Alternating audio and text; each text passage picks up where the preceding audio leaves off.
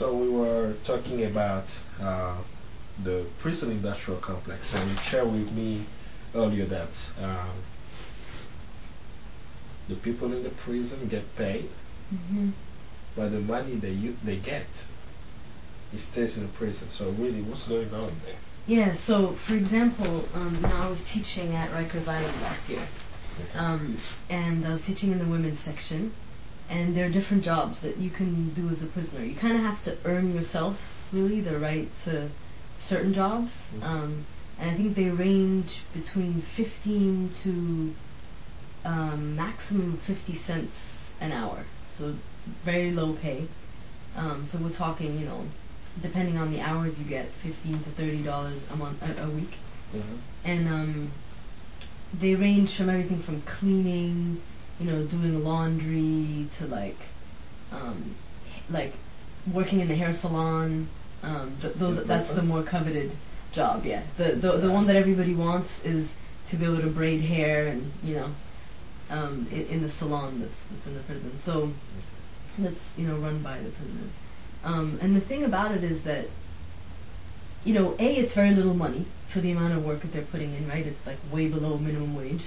Technically, it should be illegal, but also that same money is used almost in its entirety to buy junk food in the canteen, because the food that they get is so bad that people, after a while it just makes them sick, and they get tired of it, and they just they want to have different type of food, so they end up, it kind of is like a perpetuating cycle. They make very little money, and that money is then spent on a canteen that's totally overpriced junk food, and so obviously somebody's profiting from that canteen money as well, and that's how the cycle goes. And this is for Rikers Island. Now there are prisons in the United States that are private, where literally, they're profit-making machines, where there are prisoners making garments. There's a case, I think it was in California, of prisoners literally ripping off, like their job was to rip off the Made in Honduras label and put a Made in America label on it, Really? Yep, and there's places where people are making jeans or, even electronics, and they're only making about 30 cents an hour for doing that type of work in the United States, So why are they making the prisoners work? That's what I don't get. And like for me, for example, what I would think is, whenever someone commit crime, they go to jail, and they wake them up in the morning, they eat, they stay there. But now you're telling me when they're in prison, they're working and they're getting paid. So even if they're getting paid 30 cents, I'm like, wait a minute, you my tax money, they're still making out 30 cents. Well, basically what's happening is that there are corporations, right, that have taken over prisons. For example, in California, I think in Florida there's also a couple of private prisons, and their whole aim is to make as much profit as they can from the prison that they own and run, right? So the idea is that they get money from the state, I think it's like close to $30,000 per prisoner, right? Which in and of itself, you think about it, it's like the amount of money it takes to actually give someone a full scholarship to a university in the U.S. That's the money that they're getting from the state. So they're already making money that way, right? Now, in general, private prisons, their services tend to be even worse than state prisons, right? Or regular prisons, federal prisons, state prisons. And so you have them kind of, just kind of like, when any social services get privatized, the quality of the services goes down, right? Like water or electricity or whatever.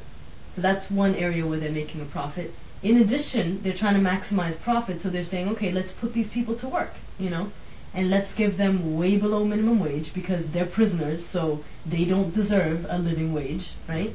Or not even living wage, which is even a minimum wage. That way we can also, as you said earlier, we can basically sell the products as made in America products, and that way the price can also be a little bit higher. So it's basically, now if you think about that, so there are people making billions of dollars off of the prison system, right?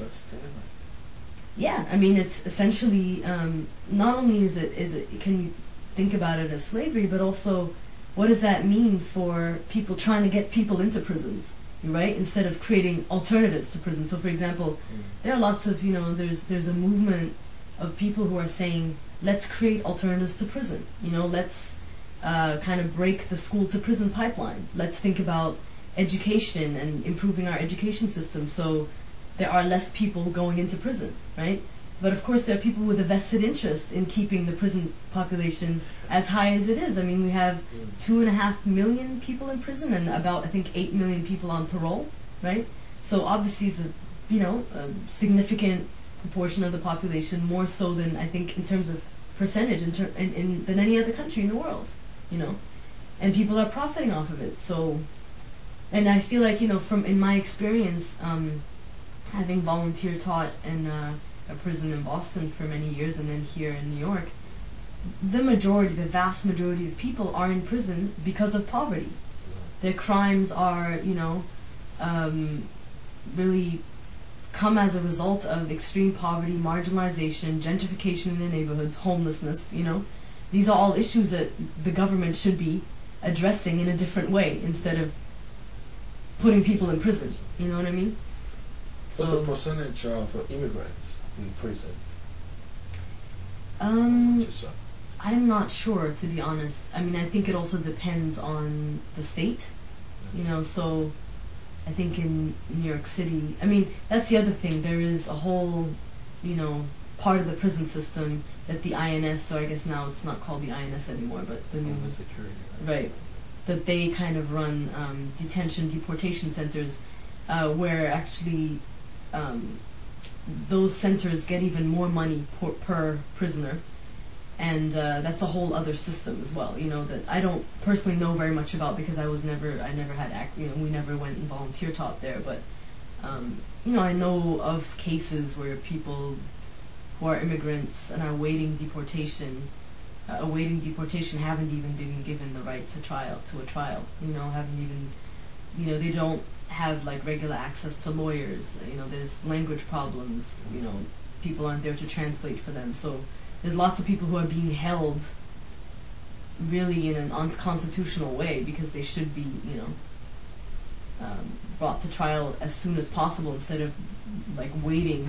And they're oftentimes, let's say if you're picked up for deportation in New York City, you can be put in a deportation center in Louisiana and basically not have any contact to your, loved ones and friends and so forth, And that's really the only network that, in the case of somebody who's, for example, undocumented, that gives you, a chance at even having some type of trial, So it's really, and also that brings you further away from all the the activist organizations of, pro bono lawyers that could help in their cases by putting these deportation centers, somewhere in rural Louisiana or something, So, but I personally don't know as much about, in terms of percentage of immigrants and what exactly happens there. So if anybody, immigrants or non-immigrants, American citizens get in trouble and get into the prison system, what would you advise them to do? How? Because we spoke earlier about the people that you saw that really gave you hope that whenever they come out, they're not coming back because of how they acted. So let's say if someone is caught up in the system, and what are the steps you need to get to be out of the system, and what are the tips not to even get into the system? Because when you're in there, it's just tougher to get out. Right. Yeah, it's a difficult question because I feel like, racial profiling and, racist police practices and so forth make it such that it's, especially as a, immigrant of color in a U.S. city, it's actually difficult probably to avoid, to know how to exactly avoid. You can just get caught up in something and somebody can identify you and you can end up in jail. And oftentimes the problem that I've seen in terms of people talking to me about their cases is that they have very poor representation. They often are represented by public defenders who, for a variety of reasons, are overburdened, but also sometimes, frankly, don't care about the individual cases of the prisoners that they're dealing with. And so you might have somebody who is waiting on one piece of evidence for 2.5 years, before even something goes to trial. Where I was working was a jail, so people were actually awaiting trial to then get sent upstate or whatever, depending on what happens with the trial, or get free. So I think, in terms of the advice, when I was, volunteering in a prison in Boston, somebody who came out of our Black Studies class started an organization called Breaking the Cycle. And it was kind of like an informal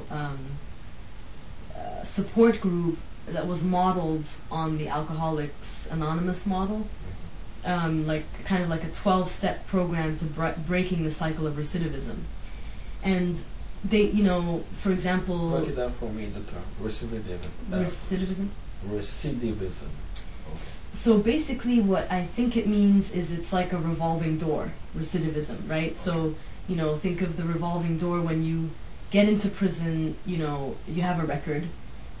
So when you get out, it's very difficult to get a job, especially a working class job, like a job that doesn't require a bachelor's degree, usually has a background check. So there are laws in different states around that. There are actually laws in Massachusetts, for example, is the Corey law that was passed sometime, I think 2001 or something, or maybe earlier, I can't remember exactly, but that basically requires the employer of a social service agency to not hire someone who has a record. So now what that means, right, is that, think about it, like somebody who's a prisoner, let's say, who wants to come out and really change their life and not kind of be part of that revolving door, might consider a career in drug counseling, right, or a career in, organizing around, well, not organizing because that's a whole, but let's say, a social service job that is connected to an agency that receives money from the government. Maybe they want to work for a homeless service organization or a shelter, etc. And they're often, because of their own experiences, the best qualified to do those kinds of jobs. But these new laws have made it such that the employer is obliged to, is not allowed to hire you, basically. So a whole segment of jobs that, probably can provide a living wage and some type of fulfillment to ex-prisoners are cut off. So then what's left over are a lot of working class jobs, some of which are unionized and some of which aren't.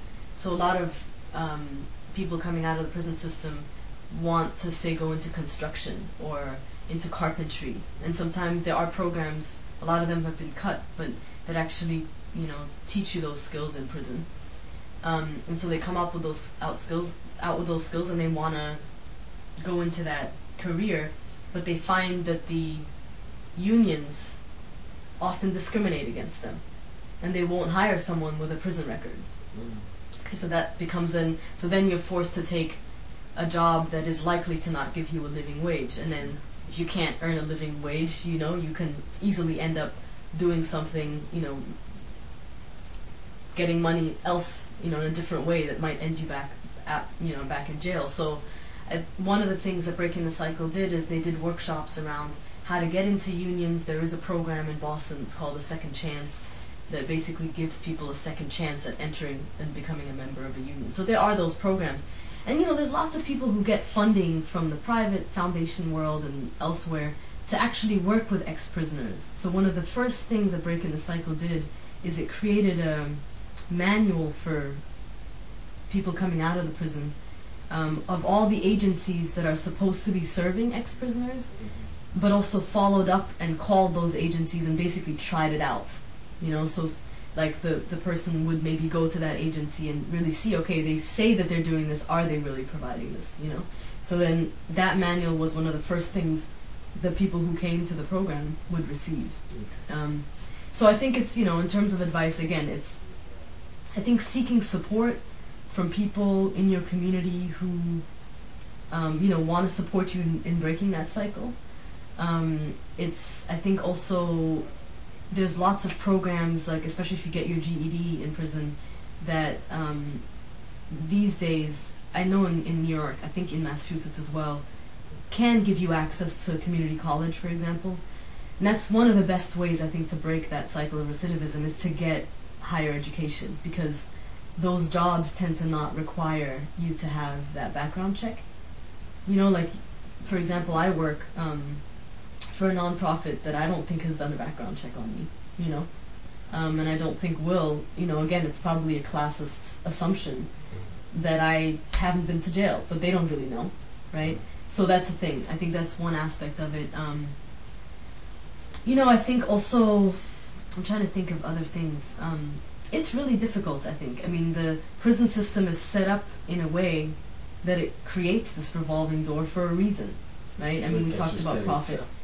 Yeah, exactly. But also, I mean, not just to sustain itself, I think also there's a way in which, if we think about the homeless population, right? People who are in for non-violent drug-related crimes, you know, people who are in because of extreme poverty, which, you know, is a large portion of people in jail. Those are all people who really the state should be taking care of. You know, there should be more shelters, there should be more transitional programs, there should be, you know, programs that, job training programs, you know, there should be opportunities for people, and the government should be providing these services instead of kind of, you know, basically putting people in jail, if you know what I'm saying. Like, it's just, I think it's almost like, there's one thing I noticed, I feel like, in this country, where the responsibility gets stripped off the government. Like, we're not going to take care of this, let some other, you know, what am I trying to say? Like, basically, it's a way to not have to take responsibility for social problems that really governments are there to take care of, you know? So. Do you think that I can get prisoners to join the Congo cause? You know what? Earlier I was going to tell you this. This was really interesting. When we did our, you know, we were teaching a Black Studies class. There were 4 of us who were co-facilitating it. And we did a unit on Rwanda at the time, because this is a while back. And at some point, you know, I had some I was a little bit hesitant, because we talked about a lot of issues that were related to their communities. We also talked about a lot of international issues, but when it came to action, we mostly focused on their own communities.